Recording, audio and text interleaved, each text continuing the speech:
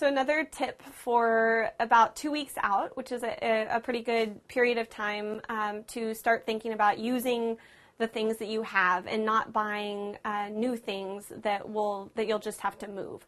So for instance, I just have a little bit of hand soap left, and after this is gone, I'm going to replace it. Instead of buying an entire new thing of soap, I'm going to just use samples that I have, I have some little bars of soap that I was given as a gift that I haven't used just because I prefer the liquid soap, but I'm going to set my preferences aside for the sake of moving and use the little soap so I don't have to buy more.